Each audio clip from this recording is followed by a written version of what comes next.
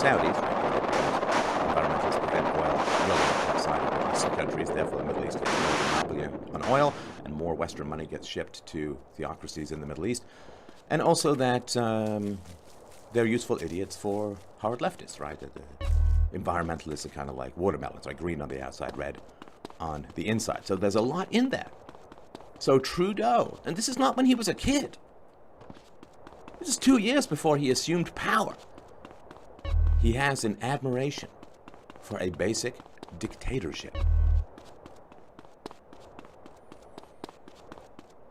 Now, it's not just Justin Trudeau, and this is from Maclean's, again, sources below, and I quote, "Back in the summer of 2006, Pierre Trudeau's youngest son, Alexandre or Sacha Trudeau, wrote a fawning happy 80th birthday column in the Toronto Star in praise of then Cuban dictator Fidel Castro.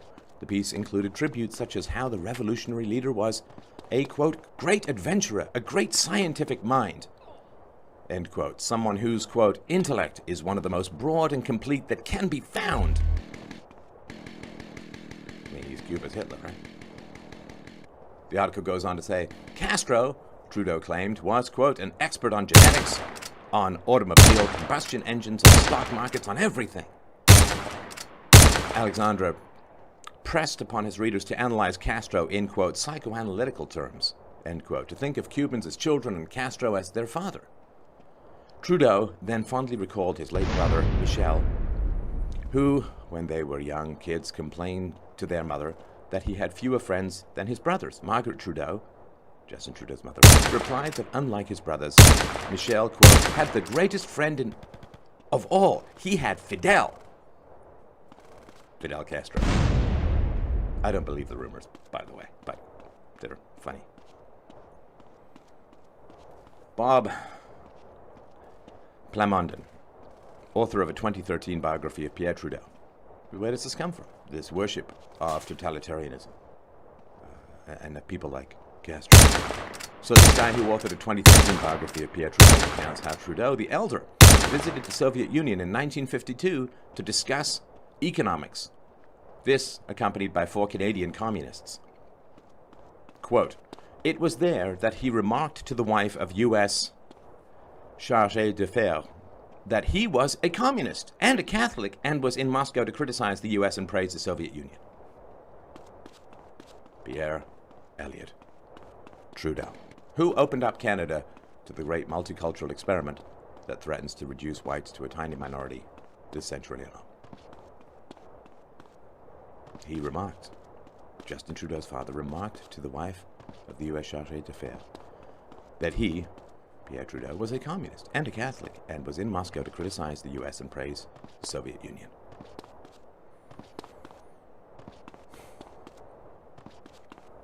It goes on, in 1960, Pierre Trudeau accepted an invitation from the Chinese government to visit along with Jacques Hébert, a friend whom Trudeau would appoint to the Senate.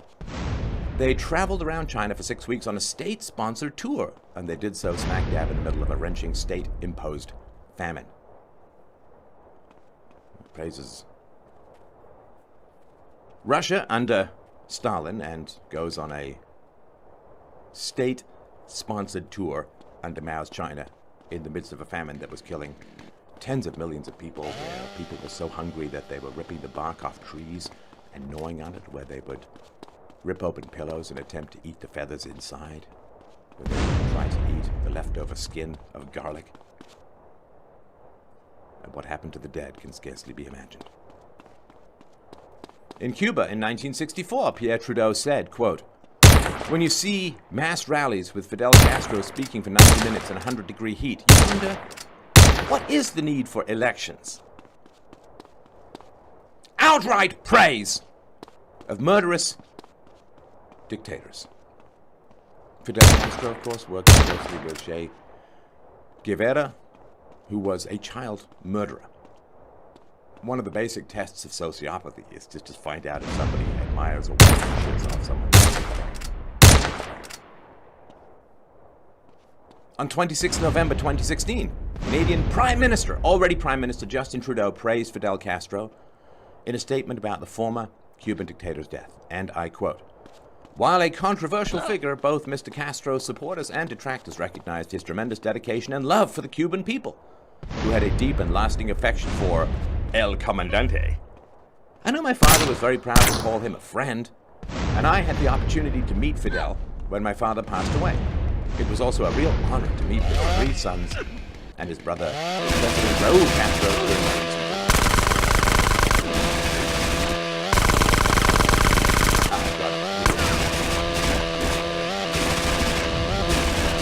Put this praise, this licking the bloody boots of totalitarian power, in context.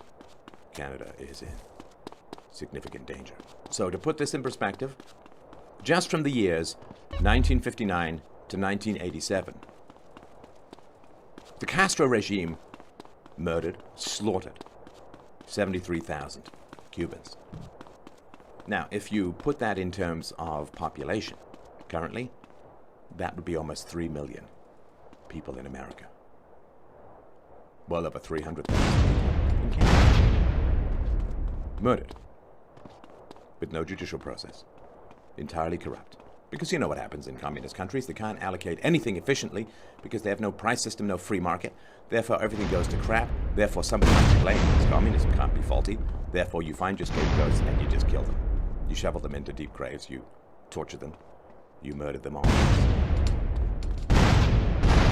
As I said, people tell you everything right up front. So, let's look at the background for what's going on with this scandal. SNC Lavalin is Canada's largest engineering and construction firm, employing thousands of people across the country, and particularly in Aouga, Quebec. Quebec. Bit of a thorn in the side. Well, particularly for people in Alberta who wonder why Quebec jobs are worth so much more than Albertan jobs. But anyway. So it employs nearly 54,000 people worldwide, 9,000 people across Canada, 3,400 people in Quebec. It is headquartered in Montreal. Now, the fact that it's based in Quebec, SNC Lavalin, is very important. For those who haven't been following Canadian politics, I mean, what else have you been doing with your time? Quebec is a swing province, and it's pretty necessary, generally necessary, for the Liberal Party to win it during an election, which is, of course, coming up in October 2019.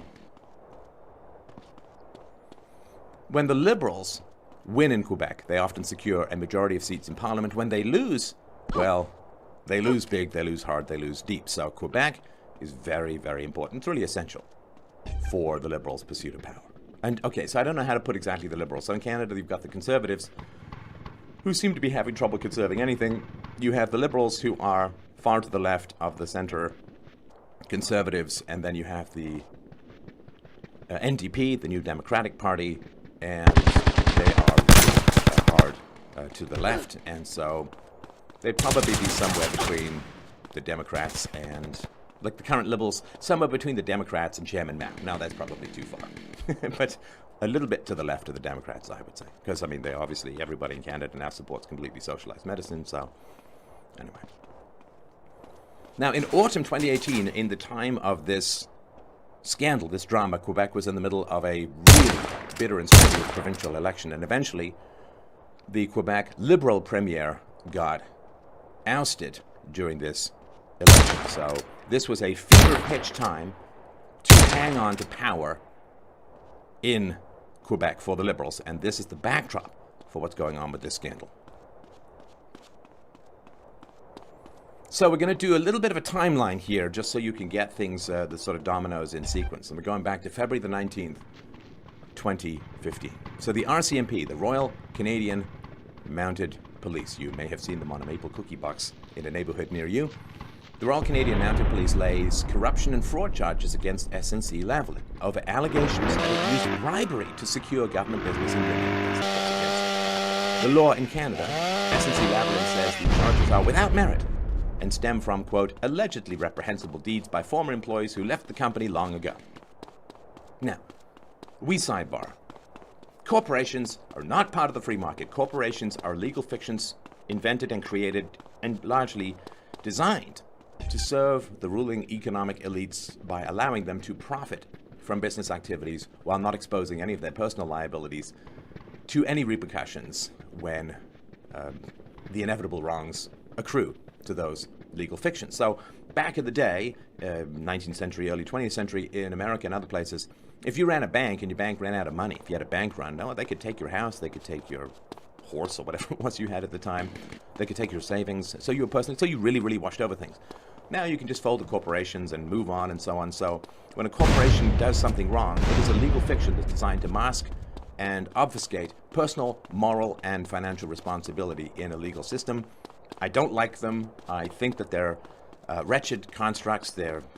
Anyway, so I just really, really want to point that out. Corporations are tricky to police, and they're also very, very useful as scapegoats. Whereas, we've got to raise taxes on corporations, they say all the time. Well, there's no such thing as a corporation. It's a legal fiction. The piece of paper with the seal doesn't get up and go to work and do things in the real world.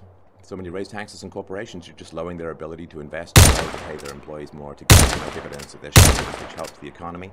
Economy doing terribly in Canada, by the way. Just wretchedly at the moment, for reasons that, I've talked about many times on this show. So I just really wanted that little bit of sidebar because morally it gets quite complicated when you have this legal fiction called a corporation that is problematic to pursue. So the RCMP alleges that between 2001 and 2012, I've seen it reported as 2011, but go 2012, the company paid almost $48 million in bribes and defrauded various other entities of close to $130 million. Now, it's Canadian money, but that's still a lot of money. $130 million. Now, you can go to jail for stealing a purse worth $50. $130 million, almost $48 million in bribes. Now, I've heard some people say that they've confessed, SNC-Lavalin. I've heard some people say that they're fighting it, so we'll just go with as conservatively as possible. Now, the problem, of course, other than the monstrous moral issues involved, is that if SNC-Lavalin is convicted of this, then it is not allowed to bid on Canadian government business for 10 years, which will cripple its business in Canada. It would cripple and destroy its stock price. It would just be a giant mess. And of course, lots of pensioners are relying on it, the jobs and so on, and the Quebec political scene and the need to win that province in order to secure the election coming up in October 2019. So that is a very, very big deal. And of course, there's a big infrastructure expansion project and so on. But the reason why, of course, is that if the business can't be trusted, if it's a bribocracy, if it's corrupt and so on, then who's to say it's going to build anything honestly?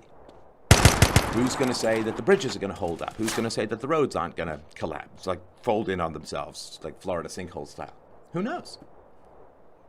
So this is a big deal. This is more than just some people might go to jail, which is obviously, for those people, terrible enough. But why would the government care? Well, for these reasons. So October 19th, 2015, of course, the Liberals win the federal election, taking power from the Conservatives. Conservatives, also not innocent in some of this stuff, not to some degree with SNC-Lavalin, but other kinds of subsidies from the taxpayer to corporations, which is a big giant mess. Some people call it crony capitalism or crapitalism. Again, it's got nothing to do with the free market, but just by the by. So within 2 weeks after winning the election, Prime Minister Justin Trudeau names Jody Wilson-Raybould as Minister of Justice and Attorney General of Canada. Now, this is a bit of a complicated thing. It's like a Janus thing, a two-face thing. That's the wrong way to put it, but you know what I mean. So the post has duties as a politician. You're heading the Department of Justice, and a legal official. You're overseeing prosecution. This is very, very important. I'm really trying to bring a philosophical angle to this, and there's something really, really important that nobody's talked about, which I'll get to soon. So back to the timeline, March 27th, 2018, the Liberals table a budget bill that includes a change to the criminal code allowing for remediation agreements, and sometimes called deferred prosecution agreements or DPAs. Now, and those are in other countries for sure, but it's kind of buried in a big budget bill. And there was supposed to be all this public consultation, people were studying it, and they just kind of slid this thing in. Just in it goes. Into this big giant budget bill, they just throw in this very important big change regarding these remediation agreements. So, remediation agreements are a way of bypassing criminal convictions and the need for a trial. What they do is they require a company to say, our bad, we admit wrongdoing, we're going to pay a fine, and we're going to submit to or obey other compliance conditions. But they get to avoid a guilty conviction in court. So some of these, you pay the financial penalty, you put these compliance measures, get some big ethics thing going on in your company, maybe reparations to victims, which I assume would be quite tough in the giant smoking crater of national destruction that Obama and Hillary turned videos into, where it was a functioning but horrible democracy, and now it's open-air slave markets and warlords roaming the formerly somewhat civilized landscape. So real tough to get all of that sort of stuff. It's kind of like a plea bargain, and it just allows you to avoid criminal. Now, it's great for the government in a lot of ways, right? Because the government gets all these money. It's money. It's a shakedown kind of thing, right? The government gets all this money. And where does the money come from? Again, it doesn't come from the personal assets of the corporate officers. It doesn't come from the CXO board level. It doesn't come from their homes, their children's futures. It doesn't come from their registered educational saving plans or their retirement saving plans. Where does the money come from? Well, it comes from not giving raises to employees. It comes from not paying out money to shareholders. It comes from not investing in growth. It comes from no more R&D or less, right? So who pays for all of this? So that's quite important. And there has been reports that there was this internal federal analysis done in August 2017. And there was some significant concern about the downsides of these prosecution agreements, right? These remediation agreements, or DPAs. Because what happens is, by allowing people who've committed criminal actions, potentially, or allegedly, by allowing them to buy their way out of this with other people's money, what are you just encouraging corporate misdeeds? It's not really going to harm our stock price. We're not going to be dragged off to jail. There won't be any discovery or anything boogie like that. We just shell out some money. Maybe what we'll do is we'll go to the government and say, well, we're really in trouble. We could use a subsidy, you see. Otherwise, we're going to have to close up shop. We might have to move out of Quebec. I bet you that was threatened. Might have to move overseas. You don't get all that juicy tax revenue anymore. You got 9,000 people unemployed. Instead of them paying taxes, now you got to pay them unemployment insurance. That's quite a significant financial thing, Mr. Government.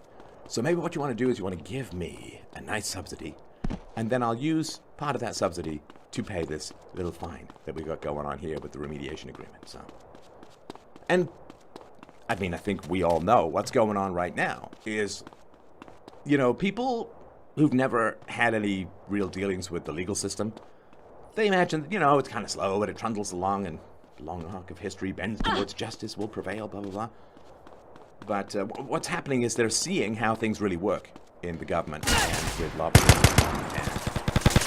And it's really, really not particularly nice. It's like lifting up the carpet because you got to do like adjusting, and suddenly you get attacked by 19 vipers, and an anaconda, and something that puffs up. So when you see big corporations who are being accused of criminal actions just being able to throw money at the government and have all of that criminality vanish in a puff of compliance audits, people are like, it really does not bolster my confidence in the legal system and its justice. And then what it does, of course, that kind of trickles down. And people say, well, if the big guys can get away with it,